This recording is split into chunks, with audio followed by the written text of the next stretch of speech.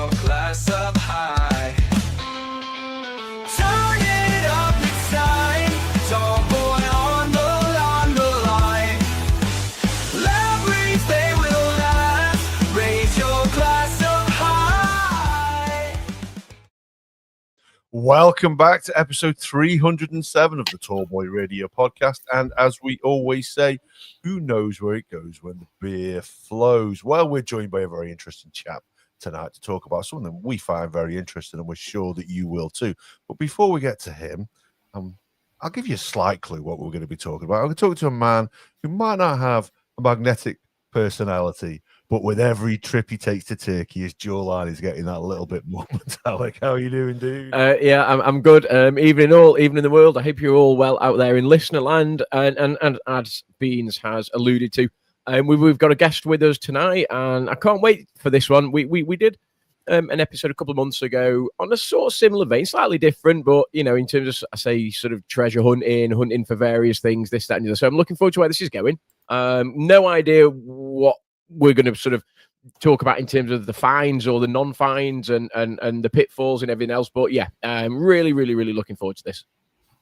Indeed. So without further ado, Matt, did you want to say hello and tell us a little bit about yourself and what it is that you're going to be talking about tonight? Yeah, pleasure, gents. No, thank you for having me, first of all. Obviously, the invite was very much welcomed by myself. Looking forward to it, as I said, and as we've discussed previously. So, yeah, a bit about me. Obviously, Matt Sibley. I run the Magnet Boys history page on TikTok. Mainly we only really post on there. I do have some on my Instagram as well. But yeah, so myself, basically, along with my family, so my wife and my 3 kids, basically started the page probably 2-3 years back now, I want to say. And we've been documenting basically our adventures, through both family life, but mainly through our weird and wacky adventures and finds that we have, basically pulling out treasures from the river. So yeah, along with that, we've got a mixed variety of other stuff on the page. But yeah, that's pretty much in a snapshot what we do. So yeah, Brilliant. So just out of interest, then, where did you first come across magnet fishing? So I suppose it's probably better if I roll back to the start, because it probably goes a little bit further than that. I've had an affiliation with history ever since I was probably about 5 years old. So I come home from school, 5-6 years old, must have been, primary school. And we were tasked with learning about World War II. So naturally come home, ask my parents, what's World War II? I've got a study in school about it. And my mum said, well, go and speak to your granddad. Like, my nan and granddad lived with us at the time until the end of their lives, when I was probably 8 and 10. Respectfully, so I got about 3 years of a memory there, really, with my granddad, of sort of what he told me about the war, which was all of probably 2 or 3 things. They give you a gun, ship you off, and then I'll be digging in North Africa until 12 o'clock, and then either the Germans or the Americans, whoever turned up first, would start shooting at us, and the holes we just dug would jump in. So that kind of sparked my passion for history. And then alongside that, my dad's a scuba diver. So he's always dove all over the world. Truck Lagoon, where they sunk the Japanese fleet during the Second World War, the Americans.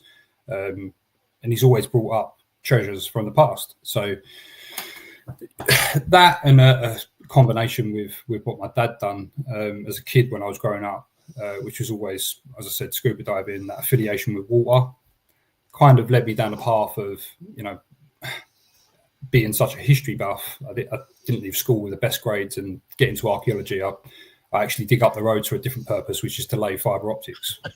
Weirdly enough, so I do a lot of work for Openreach. But in short, I thought, how can I pursue my passion, in a really positive, hands-on way, and also teach my children about history and what I love, and obviously everything that I've kind of grown up and studied.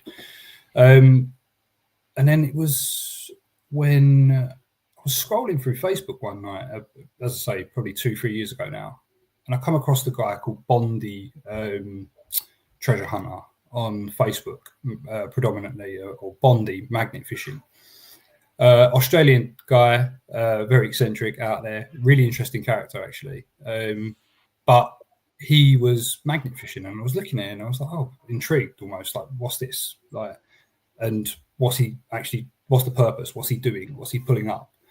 And then I started watching more, studying more, and I realized, oh, actually, he's pulling up history from the past across Amsterdam, England, Australia, America, like all these places that he's going to and from. And I was like, oh, well, how do I get into this? How do I try it? Just started off with the basics, really.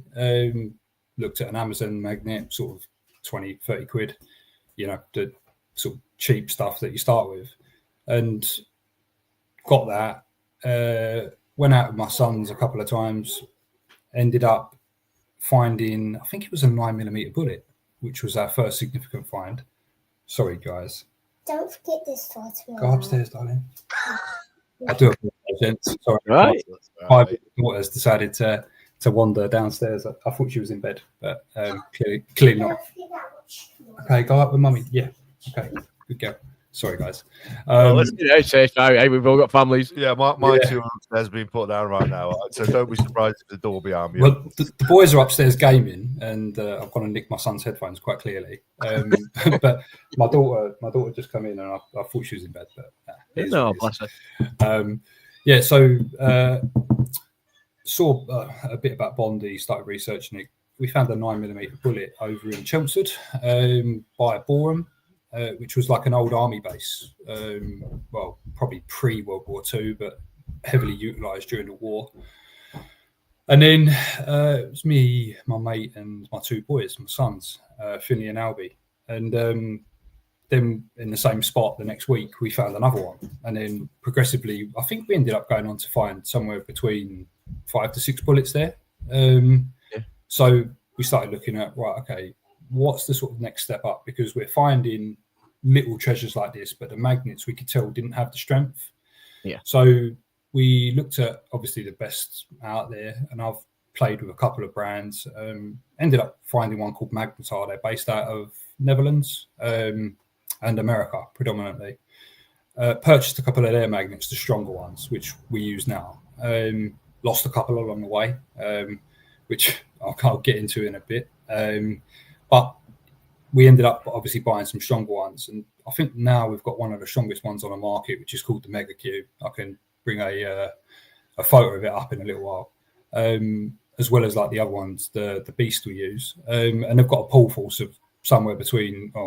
The Cube is about 2.5-3 ton, and the Beast is probably about 1.5 tons. So these are real heavy duty magnets that effectively, when you throw them in the water, there's always a risk that if this gets stuck to something solid, encased in concrete, metal, anything like that, of that nature, the actual strength and pull force of them, they do get stuck quite often. So you have to be very experienced. I would say, I would advise anyone starting off, always start small, never go straight to the top end, because if you're not prepared for it, you'll lose that magnet. And there's stuff that I've learned along the way: never get close to metal bridges, never get close to metal sides along canal banks, because it ends in disaster. And God forbid that you ever have to get in the water and end up getting tangled. I'm always pretty safe when I have to go in. Safety lines, knives, always on me.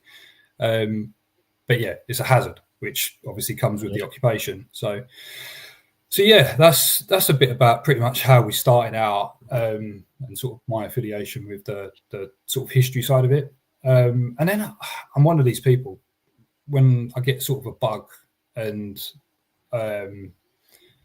something, especially that I'm very much dedicated to and interested within and heavily invested in, I'll always try and push the boundaries and take it to the next level.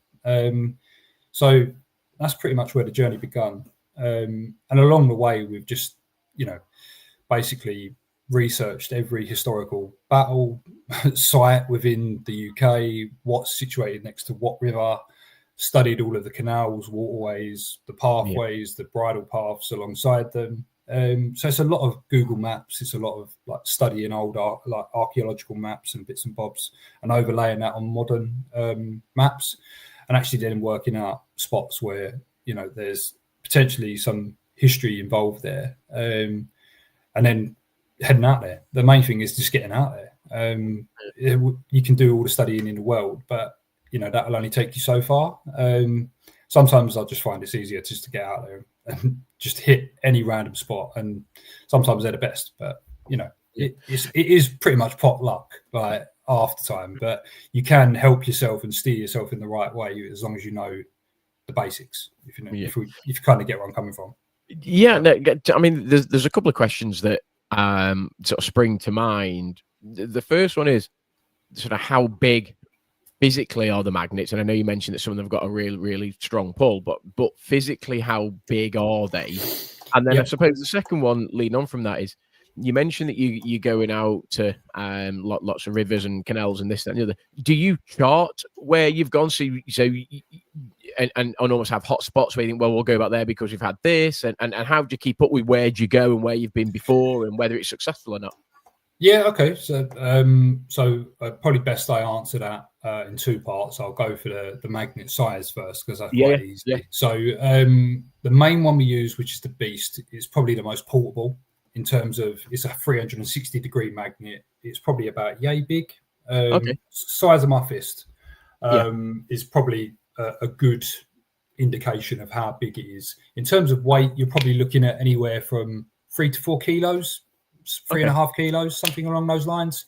They're secured on with a Palomar knot, and then heat shrink wrapped, and then taped up with electrical tape. So that knot and that type of heat shrink, etc., and tape on there, that magnet's not coming off that rope unless the rope snaps physically. And the rope's got a pull force of, it's climbing rope that we use basically. So it's 10. Oh no, wait, sorry. I have got the kilonewton rating. It's like 1,500 kilonewtons or something along those lines, like the pull force, breaking force, if not a little bit more. But industrial climbing rope. So it's like a 10 mil thick rope. So in terms of actual size and scale, 20 meters of rope, the magnet's about fist size and about 3.5, 4 kilo. In terms of where we locate and document our finds, etc. So going back to sort of what I touched on earlier, where I study the maps, have a look at obviously areas of interest, what's obviously within those areas. A good example of one that I've had a lot of joy with was Waltham Abbey. You've got the Gunpowder Mews there. So Gunpowder Mews dates back to pre-1700s, produced some of the best gunpowder in the world that was shipped out for the Americans in the American Civil War. Obviously utilised heavily throughout World War I, World War II, until obviously the Nazis started shelling it and bombing it during the Blitz. And they sort of moved other factories and mills further up in the country, in Scotland, etc.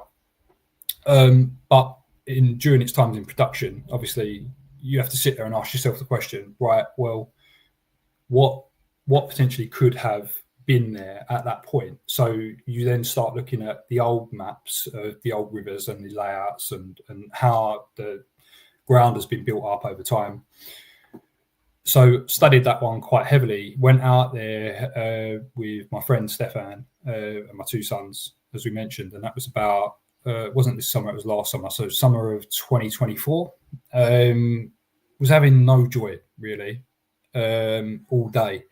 And then we got to a point where we were bang opposite one of the milling towers, which basically was used for transporting obviously the gunpowder onto the railway lines, up basically through Hoddesdon and then out into ports and towns via either the river or the train lines, etc. And then we ended up pulling out this. Wow. So that there is an 1852 British Bulldog revolver. I don't know if you can see the stamp just on the top there. Yeah. And then if I just pop back, so in there is an engraving just here where the barrel was seized up and locked. And you might not be able to see that just because of the quality of my camera, but it's got an ELG with a star just stamped above it. So that it's actually pinned on my TikTok page on the third video in, I think. We dated it back to 1852. That's an English 5-shot bulldog revolver. Barrel has been sawn off. Trigger and trigger guard has been sawn off. There's no firing pin. The actual breech loader does pop out. Oh, You can see, just there it does, and that's how they would have ejected the cartridges. So, in terms of like where we are and what we've documented, etc. So straight away, obviously opposite the milling tower, we found an 1852 revolver, which 175 years old. So we've marked that on the map. Obviously, we've documented it on our page, recorded the find, etc. We went back there probably. It was later, so it was Christmas time now. So we went back about 6 months later, a little bit further downstream, ended up finding 30 plus 12 gauge shotgun cartridges. So, that obviously is a lot more modernized crime that we're finding further downstream. And you then obviously pin in the map where on the river, and in particular that was the River Lee that we found those finds within. We pin, and I've got it obviously located on my phone on a map where we found, what we found, etc. And then we document it on our page. So when we have some joy, well, obviously we tend to go back. So it was actually that same stretch of river this summer. It was myself and my eldest son. I think my youngest son was at a birthday party, funny enough. We went a little bit further upstream, and we'd done this spot maybe 4 or 5 times beforehand. Hadn't really had any joy. And I think I was talking to a lady in the chat whilst my son was setting up. Son was fishing by this point after I'd done talking to him.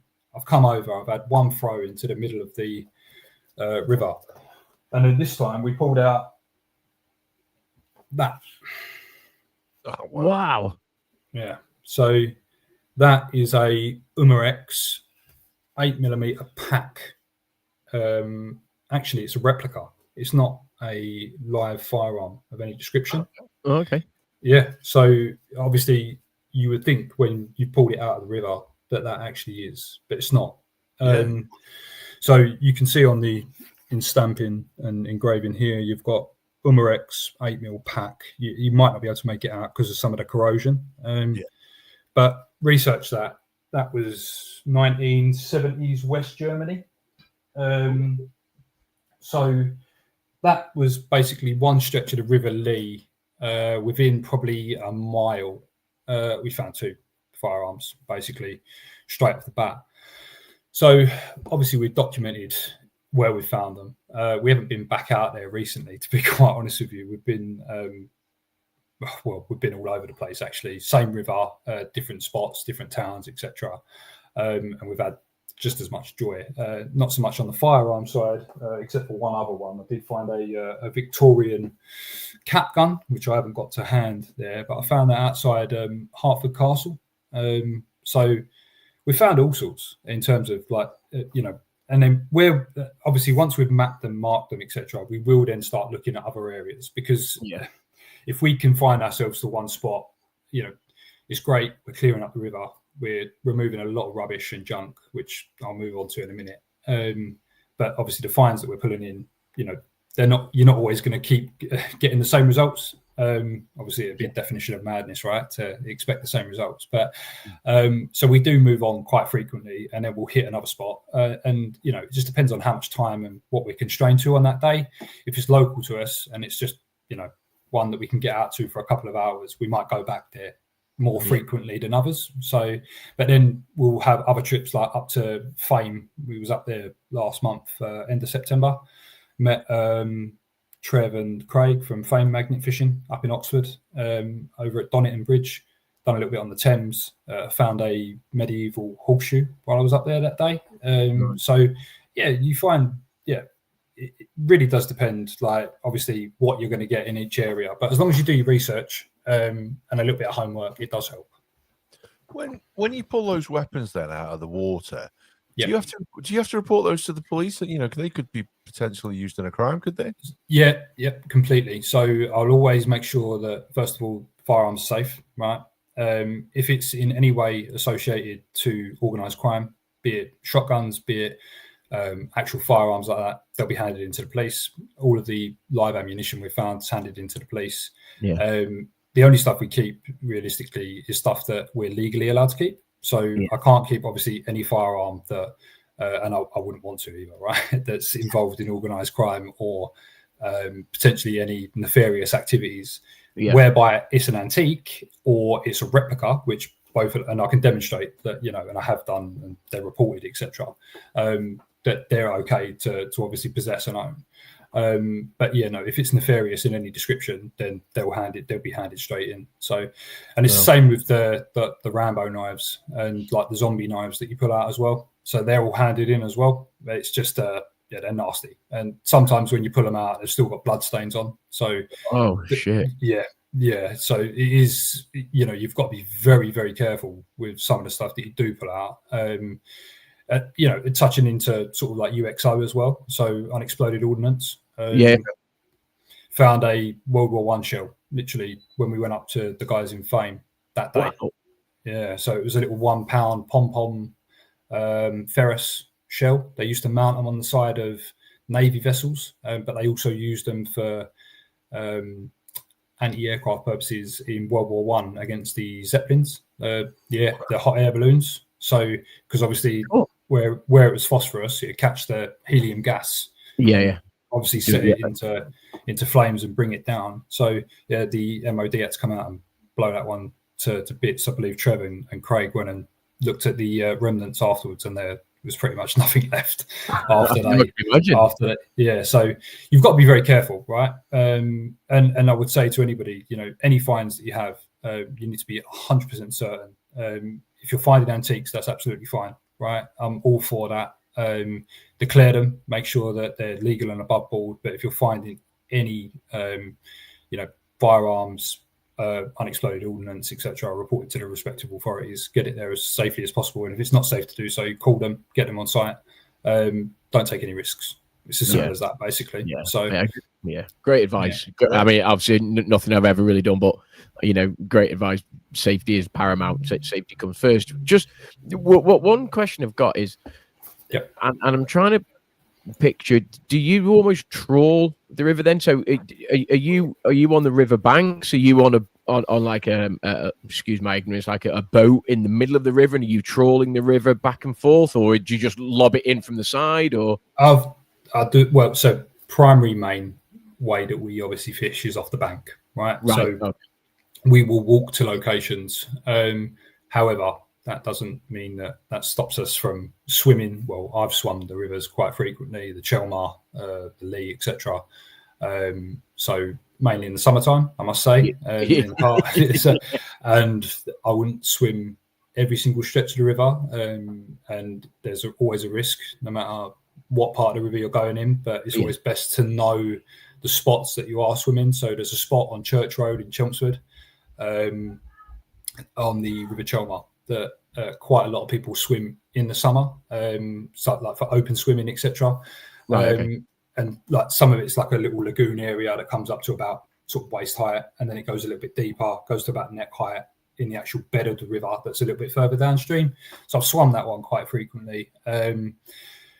But yeah, you know, we get on boats as well. We've been on paddle boards, we've been on all sorts really, to get to sort of spots that you wouldn't normally be able to get to.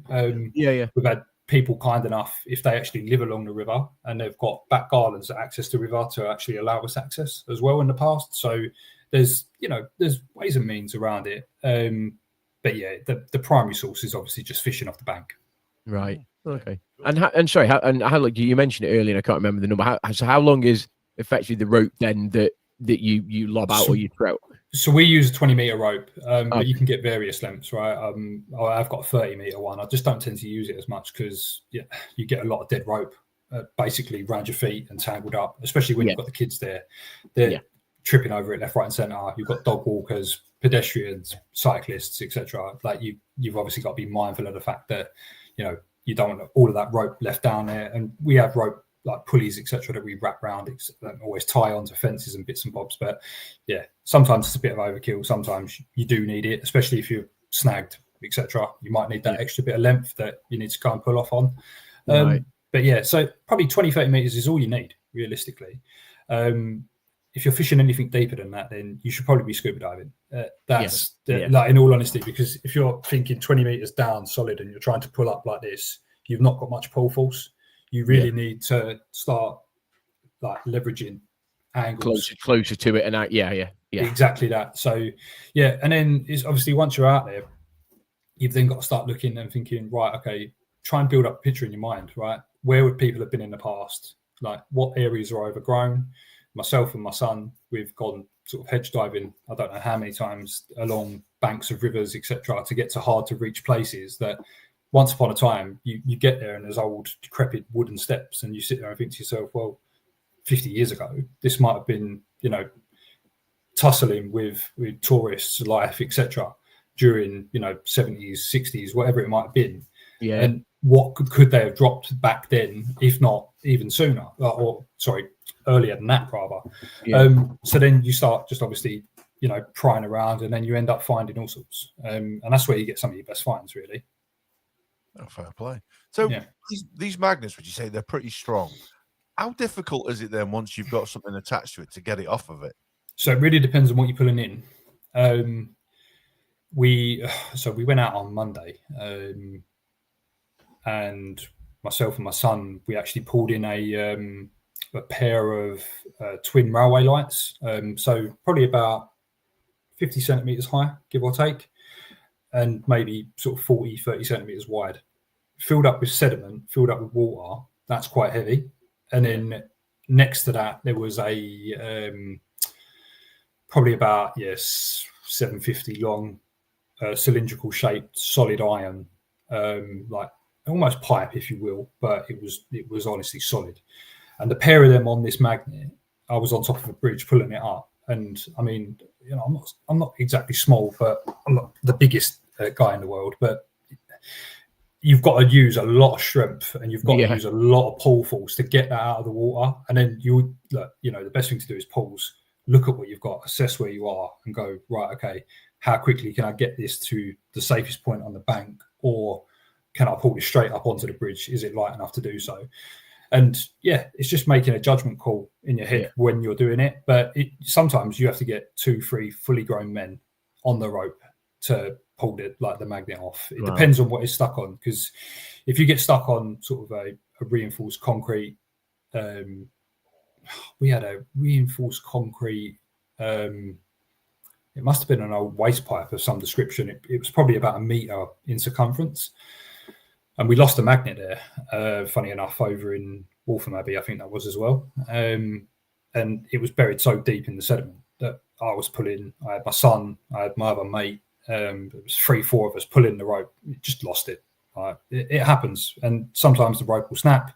Sometimes it's just you haven't got enough force between all 4 of you to get it out and off, because you're not only fighting against the actual magnetic current, but sometimes the rope might be caught, the knot might be caught, and then that's it, it's game over. But so that's when the sort of swimming and diving aspect comes in. So if it's summertime, it's not too much of an issue. Obviously, Matt's been in the river more times than a duck's head, like I alluded to earlier. I've swum down pitch black, 10, 12 feet, sort of diving mask on, trying to get the magnet, from like underneath these concrete blocks, etc. Some success, some not, but it is what it is. It's just a hazard of the game, really, to be fair. Yeah. Just one question. Obviously, you spoke about the pull force of actually lifting it out of the river, then onto the bank or whatever. How easy is it then to effectively then detach it from the magnet? Because if the magnet pull is quite hard, is it then easy to then effectively like maneuver it off the actual magnet itself? Depending on the shape of the object that you've got, if you put up like a scaffold bracket where the magnet almost sits in it perfectly, that's quite awkward. So you have to get both feet on it, pull the magnet directly up or to the side and then pull it off. Yeah, But that's it's quite easy. If it's something like a knife that just slides off, or right, one of the guns, etc., or whatever that we've found, they just slide off. Sometimes you need a foot on it, depending on how awkward it is or how much strength you've actually got left in you, because you've been literally tossing it in all day, and your shoulders are in bits, your arms are in bits. But I've got my son there as well, so he does give me a hand, I must say. And how the all ball affect all the magnets sort of ball shape as such, or would you get some that might be flat? Because I'm just conscious, like I'm thinking like surface area wise. Obviously, if it's flat and then you land on something, then the more surface area is attached to, then it becomes harder to then release. If that makes sense. Yeah, you're completely right. So the 360 ones, they're quite unique in that sense, because you can almost get an angle on it from anywhere, unless the magnet's sat in it, almost in the object. But the cube, the one that I mentioned earlier, which is sort of like 3-ton pole vaults, when that slaps onto, I've used it on the drain outside my house in the past. You're there for a good 5 minutes trying to get it off. Like your arms are killing, and you've then got to slide it and then try and pry it and then move it a certain way. So it isn't easy. So you are literally at it probably all day long, trying to pull stuff up, and then once you've got it up on the bank, then you've got to then obviously remove it. And then but that's part and parcel of the game. And then look, a lot of the stuff that we pull up is just junk, to be fair. And the way I explain it to my children is, and obviously, a lot of pedestrians that stop us in the street and on the riverbanks, etc., clearing up the environment. You'd be shocked at what I've pulled out of the river. I must be 20, 30 shopping trolleys deep, wheelbarrows galore, bicycles. Too many bikes to count. Bikes, I've got to be north of 50, 60 bikes. We've had all sorts of stuff that you wouldn't even think would be in a river, or why is it even in the river? Stall fenced windows from medieval barns that have just ended up in the river. It's absolutely nuts, the stuff that we pulled out. And then even just down to the basics, like nails, screws, any of these swimming spots, you shouldn't go in barefoot. I would advise any swimmer, if you're getting in there, do not go in there barefoot. The stuff that I pull out just from a normal cast, all the crud that you end up throwing in the bucket. But it helps the environment at the end of the day. It clears up the waterways. I've only ever had one sort of negative encounter with an individual when I was doing this sort of in the sort of 2-3 years. And then once I explained to them what I was doing and the purpose of why I was doing it, they kind of backed off because they didn't really have an argument to stand on. But most people are... Come on, elaborate on that, Matt. Come on, what was the beef then? Why funny enough, it was the day we found a gun. We just found the gun, the second gun, the one I showed you, the replica one. And myself and my son were obviously buzzing, right? In really good high spirits. And then there was a older couple that come walking along, and their argument was that we shouldn't have been fishing because we were out of season. And so I explained to them, I'm not fishing for fish. I'm fishing for metal, right? And they couldn't almost grasp the concept of it. So I literally demonstrated it in front of them, and I was like, "This is what I'm doing." And they were still trying to argue the point that I was out of season doing it. And I said, "I don't think you understand that there isn't a season. This is not seasonal. We're clearing up the waterways." And I think they just tried to sort of die on the hill a little bit, but it was kind of the only negative thing that we've ever had, really. Most people are supportive. They're more intrigued of what we're doing. A lot of the people, they'll come up to us and they'll say, "There's a bike up there. There's a motorbike up there," or I've pulled out a couple of Vespers for people in the past, all sorts that's just been left there littered.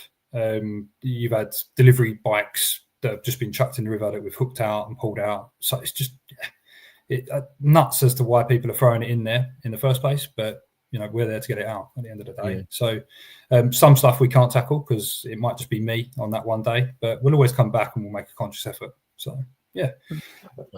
And do you need a license to do this or not? Is it something that like anybody can do, or do you have to be officially licensed to sort of dredge rivers or clean them up as such? if you go on the Environment Agency website, they will say to you that you do need permission from the canal and water board, etc. Right? Now, to get written permission from them, that's just sort of not going to happen in the reality of things, right? As long as you're respectful to the environment, you clear up everything that you pull out.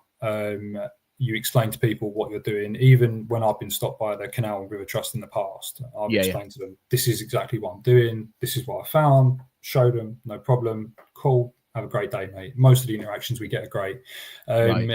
Obviously, you've got to be respectful of private land. You can't trespass and go onto people's back gardens, etc., without permission.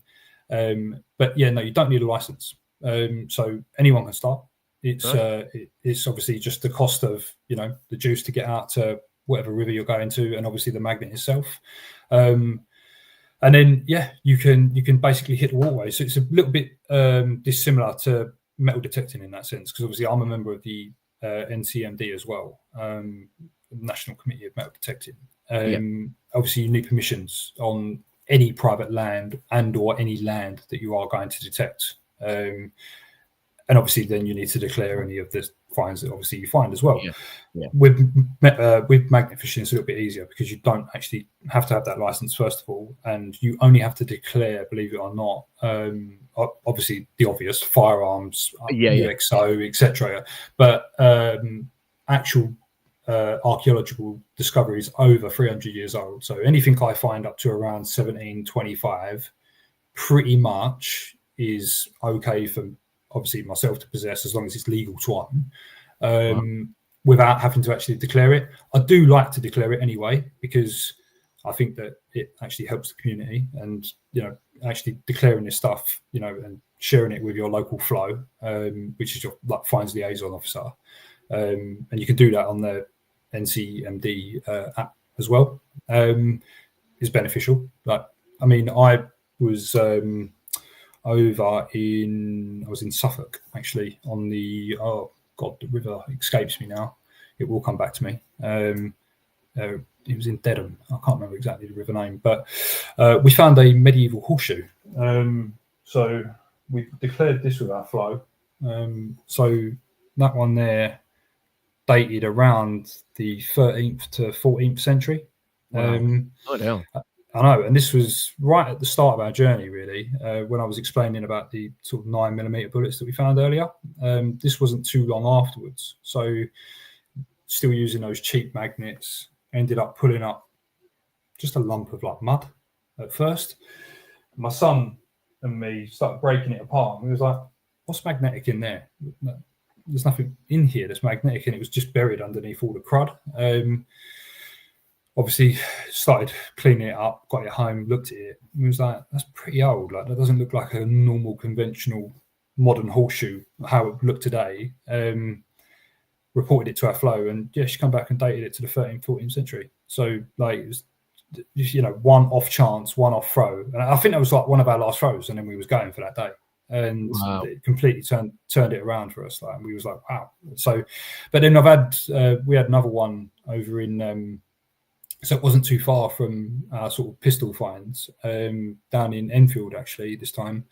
And you had the old Royal Arms Factory, so that used to create the Lee Enfield rifles, obviously throughout both World War I, World War II. Obviously Maggie Thatcher sold off the island, Enfield Island Village that it is now, which was the old munitions factory. She sold that off to private developers, and now there's obviously community there. But the old factory and all of the old sort of buildings have been converted, and they're still there. So you can kind of piece together where the munitions part was, where the local pub was before it burnt down, which was the Royal Rifle Arms. That was the pub. And we ended up pulling this out, which was another interesting one. So that there is probably a 19... When I took it down to Battlesbridge in August time, he dated it from anywhere 1910 to 1940 within that period of time. So unfortunately, that pocket watch we have not been able to undo or actually get unwound as of yet, and actually get into the inner workings of it. But when we were cleaning it up, the actual faceplate here broke, and on the underside of it, it was gold plated. So it was a little bit of a shock when we pulled it out at first. And one of my son's mates come along for the day. He literally, my son pulled the magnet out and he went, "There's a pocket watch on there, Finley." And Finley was like, "Oh, go away, Joey. Like, what are you talking about?" And then Joe was like, "No, Finley, there's a pocket watch on there." And he's turned it around and showed me, and I was like, "Oh my god, Wow. boys, let me get the phone out and let me quickly record, because like, yeah, you're never going to get this sort of initial first reaction again." So yeah, it was a really good find, and one of our sort of top ones that we've pulled out, and that was earlier part of this year. So another interesting one that we've pulled out. Definitely. Yeah, so we've had all sorts though. From a lot of it has been predominantly around sort of like the world wars. So we've done a lot of fishing over in Colchester, and again back up in Suffolk. My niece pulled out I'll grab it in a second. She pulled out a World War II army jackknife, which was another one that you wouldn't even think, why is it in the river? But it was probably some private home on leave or whatever, post-war, just dropped it, and that was like 70 plus years ago, and she's just lobbed the magnet in and pulled it out, which is mental to think. Wow. Yeah, But- it's one of the things we talked about with the metal detecting guys. The idea of pulling something out of the ground or out of the river that nobody's seen and nobody's touched for all those years, that they've probably thought about it when they lost it, and then it gets forgotten about, and then it ends up in the hands. Oh, it's making it sound a bit like Gollum here out of Lord of the Rings. My precious. My precious, yeah, that's it. Yeah. But it is, doing it. You know what I mean? When you find that stuff, there's something quite special, quite magical about it. So these magnets, then you mentioned at the start there that you were using cheaper ones, and then these ones that you use now. Can you give us an idea then of cost? If somebody's interested in getting into this, let us know what those sort of entry level magnets, what you were sort of paying for those, and what you pay for a really good one that you're using now. Yeah, so the entry level Amazon ones that I wouldn't probably advise anyone to buy, having done it now, and sort of been, had my fingers burned. They're 20-30 quid. They're great for the smaller kids, 4 or 5 years old, but you can get some real good entry level ones. So we use magnetite magnets, like I mentioned earlier. Their probably starter kits range from £50 to £70. If you use Magnet Boys 10, you'll get 10% off. But with our affiliation code. But the ones that we use range up to 250, 300 quid. That's really the top end for the actual magnet itself. And then, accessories like a protector case is normally 10, 15 quid. Ropes are anywhere from 15 to 30 pound, depending on the length and the thickness that you buy. And then your other materials, tape, a bit of heat shrink wrap, you're looking at a couple of quid. So you can get a full setup, starter level entry from anywhere 50 to 75 quid, right away up to sort of 350, 400 quid if you want to go, or like if you're experienced and you want a proper kit and to set yourself up. You can also look at start looking at grappling hooks, other bits and bobs. You can get poles with magnets on the end as well for sort of like hard to reach places that you might not conventionally be able to throw the magnet. So yeah, there's some real cool tech out there with it. But yeah, just get a magnet, get a rope, and just go. Just go fishing. Yeah, honestly, it's some of the best. Like you was explaining there, like with the finds and the feeling. Some of the best memories that I've got with my children have been when we've been out and literally just one that I think of that sort of is prominent in my mind is my daughter obviously come down and said hello earlier. We was over in Colchester again. This was this summer, and she was playing with, whilst I was fishing with the boys, off the sort of top of an old World War II pillbox, like an old gun emplacement basically, which would have been used by the Home Guard, etc. She was playing with bottle tops just in the dirt, like just being a kid, doing what kids do. And she went, "Oh, Daddy," I just got down and she went, "Daddy, look at that bottle there. That's green, that one," like as in the bottle lid. And I went, my eyes sort of like focused, and I was like, "That's not bottle lid, Faye." And then amongst the dirt, you can see King Oh, wow. George I believe that was King George V on that one. Yeah, I think it was King George V. It was, yeah. And then this one was dated to 1913, a nice little 1 penny. You can't really see the date due to the oxidization. Yeah. But yeah, when we cleaned it up, it was 1913 penny. So it's been sat there for what? It's a 112-year-old coin, but it was probably dropped by some Tommy during the war. Just outside of the pillbox, forgot about. He's probably annoyed that he lost a penny back then. But obviously for us, and that was a surface find that we've discovered by chance whilst we've been out sort of like researching all these places. So it's taken us all over though. So sort of through the research that we've done, and obviously looking at where we can actually legally magnet fish, because you've got to be very careful. Even though you don't need a license, you do need to be respectful of like triple SIs, which sites of scientific interest. And obviously like protected environments and structures. Obviously, you don't want to annoy the government agencies, right? Because that's going to come down on you like a ton of bricks. So you can't just go up to like Bodiam Castle and go into their Mott and Bailey and start fishing, right? Like that is asking for trouble, right? So could you do that? So if you went through the correct channels and the right channels and Yeah. So if you go through the correct channels and I have tried to in the past, so especially with Enfield Island Village, there's an RSA association there which basically look after all of the old Lee Enfield arms, every gun they've produced from the munitions factory, every type of munitions, etc. I've tried liaising with them in the past. Some are more difficult than others, but as long as you go through the correct channels, and you're no doubt you would have to be supervised by like archaeology teams, etc.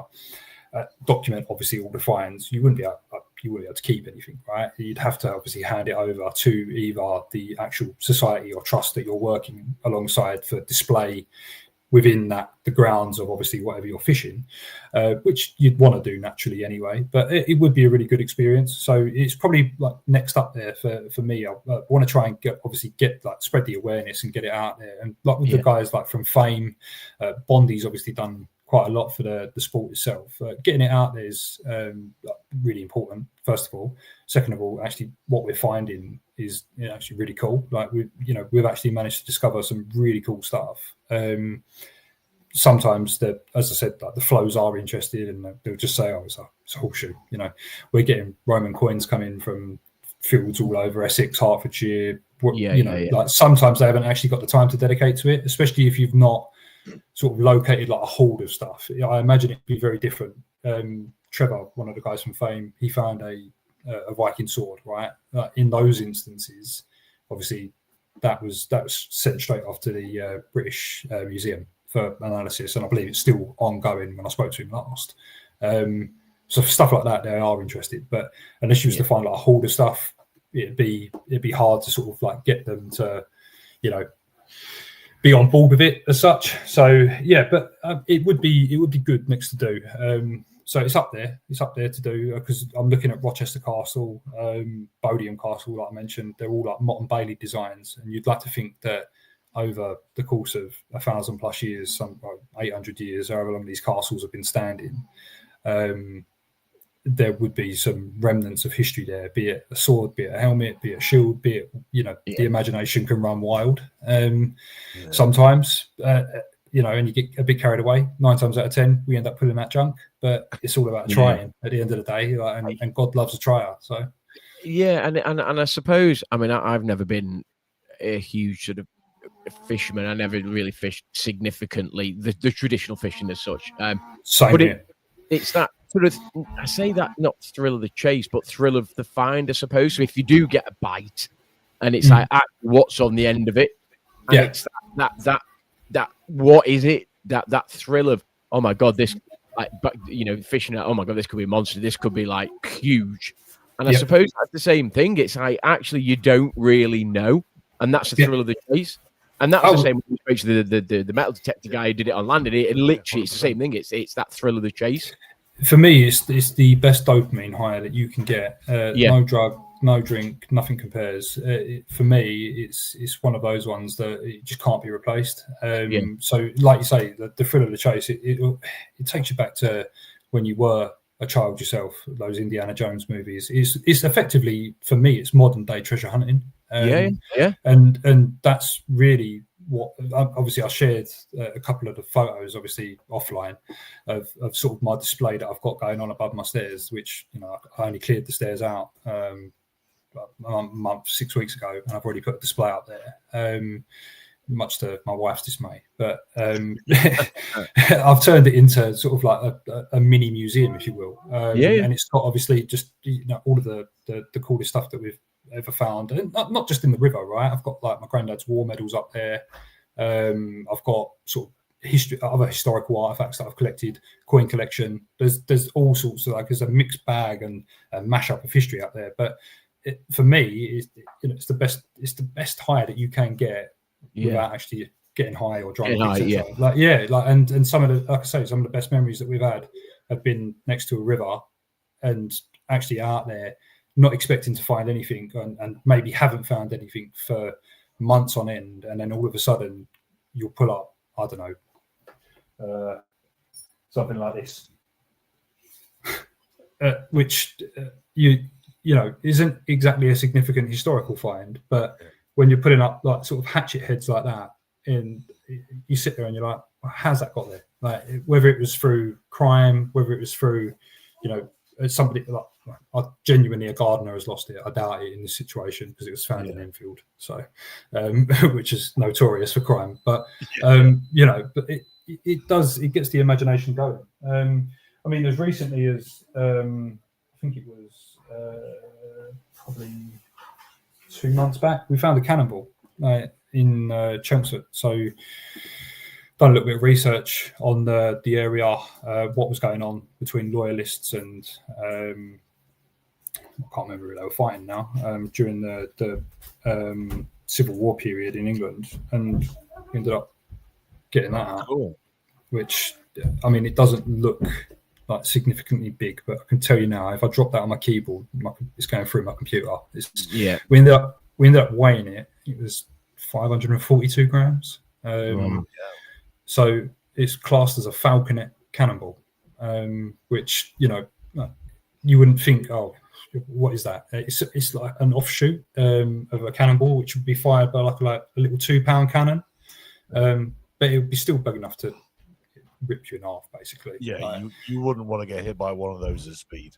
No, it's nuts. Like, so you just genuinely don't know what you're going to pull out from one day to the next, and that's, like you say, it's the thrill of the chase. And along the way, you do get stuck in some weird and wacky adventures, and you meet some weird and wonderful people as well. It's a bit nuts, but it's good though. You know, and like I say, my kids, they've come on leaps and bounds because of it. Like, you know, they go into school and they're like, oh, all the kids are asking me about your TikTok page, and they're asking about what we found this weekend, and this, and the teachers are asking, like, in history, like, oh, like, you do magnet fishing, Finley, or like, you know, what have you found? And he tells them all the time in school, like, oh, I found this weekend, found that.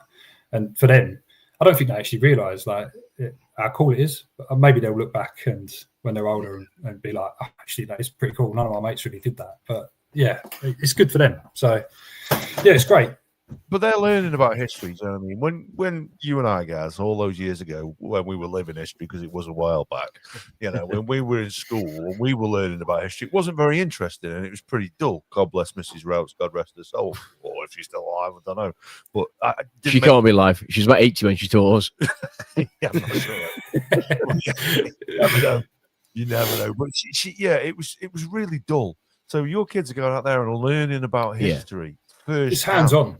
Holding history in their hands.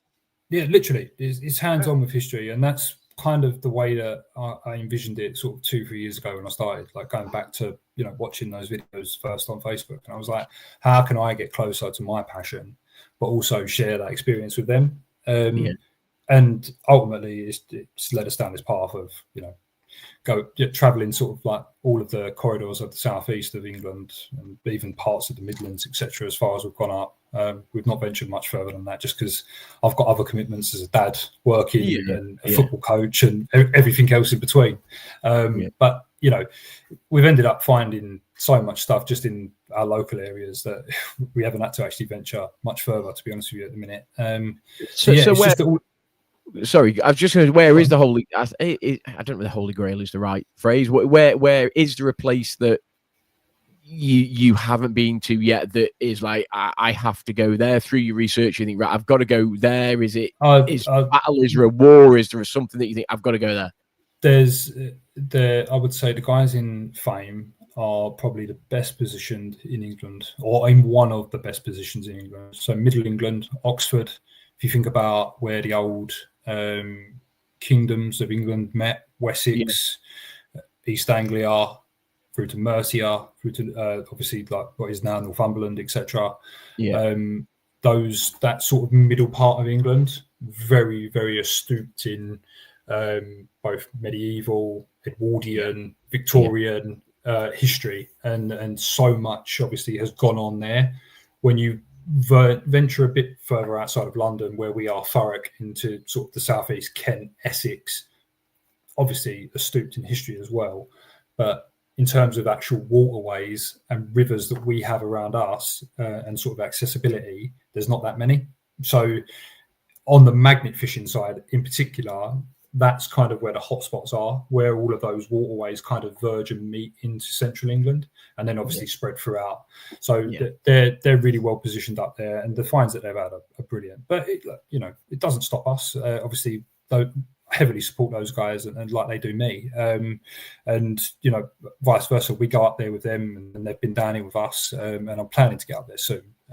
To get out of them, but it's there's no real fixed sort of like battle or site that we want to go to. I think next for us is we want to try and work more closely with local authorities. We want to try and actually get into I would say restricted areas to the public, get a bit more sort of notoriety behind obviously what we do, obviously the actual fines, and start actually bringing a bit of visibility to it. That's the main thing, as well as obviously shedding it out to the public so they can have a go. I think it's brilliant that we're also at the same point clearing up waterways.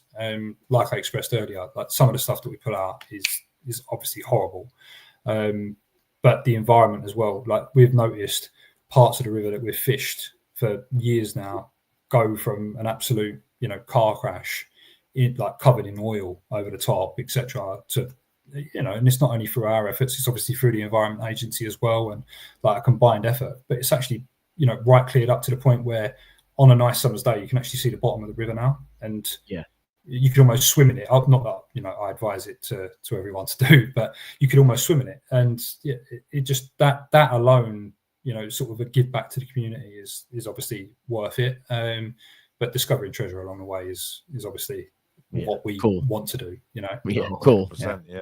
So just out of interest then, them 300-odd-pound magnets, how many of those have you lost in the water?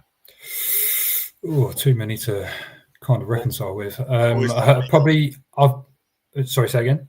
Is that one you can't answer where your wife's, No. She knows, honestly. I come home, the car's stinking like a pond. I'm stinking like a pond. It'd be very hard for me to deny that I've not been in the river that day. Like honestly, the amount of times she tells me. But admittedly, it does stink, right? I know how bad it stinks. You're in there with all that sediment, waste, crap, and that's another big thing, right? Like you see it on the news all the time, like with the water companies and how they treat the waterways. It's not a lie. Trust me, it's not a lie. Like the some of the stuff that we pull out and some of the stuff that we see going on in the rivers and dumping the waste material, so on and so forth. Like it's a reality. So you got to be very careful. But even with the splashback of the water, like you don't want that in your mouth or face. Like so, I probably lost 2-3 expensive ones in the river that I haven't been able to recover. Because they've it's been too dangerous to actually recover it, and I wasn't confident enough in actually recovering it. B, because it's irrecoverable. Like you've been down there enough times and you're not going back down there again. You give up. yeah. So, but again, like it's you know, sort of 2 or 3 years time, like that's on average probably 1 a year I've lost maybe, and I haven't lost these two in the 18 months that I've had them. So touch wood and whistle, like I'm getting a lot better. Like, and you learn along the way, right? You learn what knots to tie, what knots not to tie. You learn, like I was saying earlier, avoid metal edges where you can along canal banks, etc. It's not always possible, but be safe. And if you do get stuck, you've got to actually like take the time and learn how to actually get the magnet unstuck. It's all about angles and pull forces. So having a metal bar with you, a hollow metal bar that you can slide over the top of the rope and be able to get leverage to pull the magnet off using the actual embankment itself. It's all little tricks like this that you wouldn't think to like even look and research as a sort of novice, if you will, in the sport. Like, but when you've been doing it for sort of 3-4 years, if you get stuck, you just look at it and you go, yeah, I know I'm going to get that back. It's fine. The ones where you get it stuck underneath a bridge, like a railway bridge, they're the ones that you'd look at and go, you ain't getting that off. How do we get that back? Honestly, you can hang off of it. Like I could hang. I'm probably the better part of 13 stone. I've hung off of my magnet on a metal like structure, and I've not without pulling. Like I've just hung on the rope, and it will not come off. It will not budge. Wow. So yeah, you have to get it to the edge and then pry it off at an angle. It's a nightmare. Like so, it is definitely for more experienced people, those stronger ones. Like I wouldn't say jump to the top if you've not done it before, because the risk of like you know we've used windlasses to get them off, like winches. Not windlasses, sorry, winches. What was the retractable straps? Ratchet straps, sorry. All sorts to get them off. Like, and yeah, sometimes you're there for hours. Like you forget about fishing because fishing's now done. Like now it's a job to actually, and like sometimes you have to tie the rope up on the bank and come back the next day with like reinforcements and like a fresh pair of arms. But again, I can imagine that being quite, in a way, if you went straight to the top, I can imagine that being quite dangerous in a way, because you don't really like the I suppose you've just bought this magnet for 250, 300 quid and you don't want to lose it. So therefore what you do is you don't really think logically and sanely in if you understand what I'm saying, in terms of you could lose that very quickly. And then what then happens is your practice then becomes a little bit dangerous, in which case then you then start to risk either injury to yourself or your own life or whatever it may be, trying to recover it. Yeah, and you've got to be very sensible, right? It's all about common sensible approach. Safety line, knife. Obviously, if you're ever entering an open body of water, you've got to be very mindful of the caution around it, right? Open bodies of water are completely different to a swimming pool environment. Cold water shock is a real thing. You know, never, ever attempt to get in alone. It'll be the last thing you ever do. I can assure you of that. You'll get tangled in reeds, you get tangled in fishing wire, unless you are confident and experienced enough, and with, I would say, a group of people, and you've got the relevant safety measures in place, then do not even attempt it. Even if the magnet is stuck, I don't care how much you paid for it. Like it's not worth your life. And you are right that I've been there myself, where the rational thoughts start going out the window, and you're like, oh, how am I going to recover this? Like, I've sunk 2, 3, whatever £100 it is into it. And the reality of it is that's not worth you not coming home. So sometimes you just have to admit defeat, and I have, and there's no shame in it. Right? Like, I mean, we're all men, we all have egos at times, but if it comes down to it, then you just lash it on, come back another day, have another go, and if you can't get it, then you can't get it. Simple as that. Yeah, it's simple as that. Yeah, so that's just one of the hazards, though. Like it's not worth your life for sure. No. Yeah. So we normally wrap these things up round about the hour mark, but before we let you go, we need to let you give a shout out to your TikTok, and I will add a link to that in the audio episode notes. So tell us a little bit about your TikTok and the stuff that you share on there and where people can find you. Yeah, wicked. Cool, will do. So Magnet Boys _history. You will find us on TikTok. Instagram is matt.s_93. You will find a wide variety of history-related finds that we pull out of the rivers. All of the junk that we also pull out of the rivers. We don't we don't only focus on the good, we also highlight the bad. You'll find a mixture of my football coaching that I do for my son's team, as well as other assorted family videos on there, alongside other historical items that we collect and find, World War II medals, coin collections, all sorts. So yeah, that's pretty much a summary of obviously what you'll find on there and everything about us. Brilliant. Just a little note there, if you weren't sure, Magnet Boys is with a Z, not an S, so it's Magnet Boys BOYZ_history. Just to clear up anybody, just in case it is they wanted to put an S and they couldn't find it. I should have clarified. Thank you. Yeah. These are keep cheating yourself, aren't you? No, honestly, he's right. Yeah, no, it was. I don't know why I put the Z there, but it went at the time. So yeah. No, that's fine. And the other thing you mentioned earlier as well, so let's just reiterate that, there was a discount code that you can use on the site. Did you want to reshare that one as well?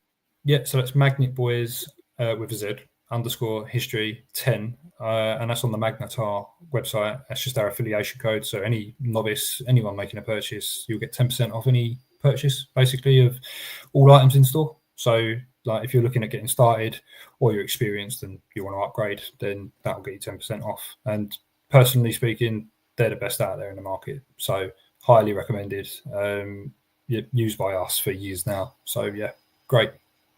Brilliant. Yeah. Well, we'll share that. We'll add that into the audio notes as well, so that folks can head to that website and they've got your code there and hopefully, get you a little bit of, I don't know if you get anything out of your affiliation with them, but hopefully you do. Peanuts in terms of actual store discounts, etc. But it's not about that.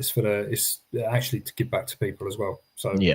I'd rather people have 10% back in their pocket at the end of the day. It's that I think I've maybe had $20 US on there, which is still on there unspent. It's one of them ones I don't even look at it unless I need to go and actually buy something new for myself, and then I'll use my own code. So yeah, why not? Yeah, that's what it's there for. So is there anything else that we needed to have asked you then before we let you go? Anything else you want to share with us? I've recently completed. Well, no, I'll say I recently completed. I lied. I did share with you. I've been throughout the month of October carrying out 10 5-kilometer runs in aid of cancer research. I'm 9 out of 10 complete. Finale will be tomorrow. Little bit of a twist. I've obviously recorded all of the runs that I've done, but they've been around all of the top flight London football clubs. So I've done Arsenal on Monday, done Sellers Park last week when we went and watched a game afterwards, me and one of my colleagues. But yeah, we've done all of the big London clubs. And like I say, finale is tomorrow. Not so much a big club, but Boreham Wood, where I work, will be my last run. So that'll be 10 out of 10 done. Also, thank you for the sponsorship as well, guys. I appreciate that.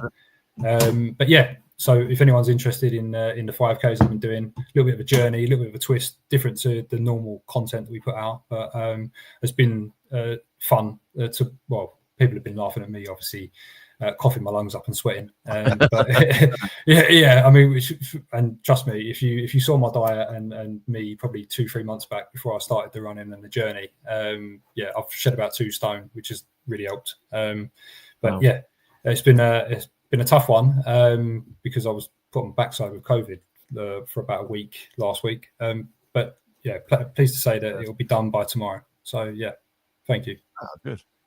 And like I say, Boreham Wood might not be the biggest side, but hey, bigger than Spurs. They are bigger than Spurs. I was going to do Spurs, but I thought to myself, if I run around there in this top, they're gonna kick me round. So yeah, but on the plus side, they are losing tonight, so that's always a bonus for you guys. So there you go. That is true, and we're winning 1-0. So yeah, you are, yeah. And actually, while you're on Sellers Park, Palace are beating Liverpool 2-0 at Anfield as well, which is always a bonus. Yes.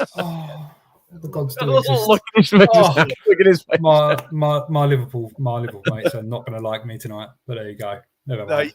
You need to do the Spurs one and just have on the back of your Arsenal shirt, Arsenal running rings around Spurs for years. Can you imagine? And the Spurs. Yeah, boys just wear a as well. tin hat though. That's the wear a tin hat. That's the thing. I'm going to need to, because the amount of shots that'd be fired at me, Jesus, I'd have body armor and all. But, Yeah, exactly. I was thinking about doing it, so I might give it a bash maybe next week or something. I'm back on my feet, and once I get Bournemouth out of the way, maybe for a bit of a laugh, I'll try and do it in this top and maybe survive. Good luck with that one. Yeah, good luck with that one. That's it. Go on, guys. Appreciate You want it. to sum it up? Oh, look, just massive thank you really for me to Matt, who, been an amazing guest.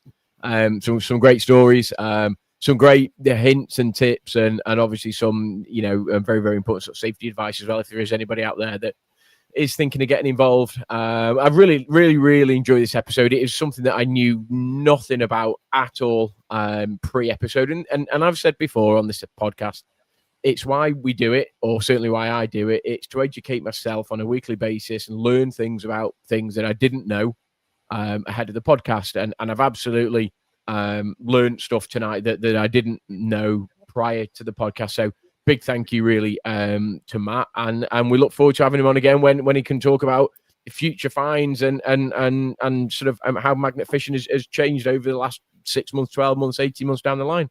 Amen. Yeah, perfect. Yeah, no, guys, that I'll be more than happy to join whenever. Yeah, and hopefully there'll be a few more finds that we can share over the next, give me 6 months to a year. I'll try and dig something up for sure. Yeah, definitely. You never know. Maybe we'll do it around about May time, and we can celebrate Arsenal winning the title. Oh, can you imagine? That'd be what a year. West Ham relegated. Well, West Ham relegated. I can definitely see that. To be fair, I think Arsenal probably will win it. That's yeah. I think you're in a really good position. So. Writing's on the wall. It's. I mean, I know it's early, but it's got to be our year. It's got to be our year. I'm a firm believer in that camp. So yeah, I'm with it. And West Ham getting relegated for my other West Ham mates. Yeah, brilliant. Yeah. West Ham and them. That's it. Oh, steady on. Yeah, now that's a bit below the belt. So listen, Matt, thank you very much for joining us. I really, really enjoyed it. That's before I knew you were an Arsenal fan. That was just a little bit of a bonus for us. Well, no, thank you very much. I find it really interesting. I know I've watched down here. I can see who's joining, who's watching. I know my brother's watched it. So hopefully he's taking some useful tips, because I know he was looking at getting a magnet very, very soon. So hopefully he can share some of his trips and his tips when we get you back on next, get you both on. That'll be interesting. Yeah, perfect. Beans, Gaz, honestly, it's been a pleasure. Yeah, absolutely. So listen, Matt, take care. And for those who joined us listening in, we'll catch you next week where we'll be talking. Friends around the mic, kicking back, alright. Day turns into night, podcast in the spotlight.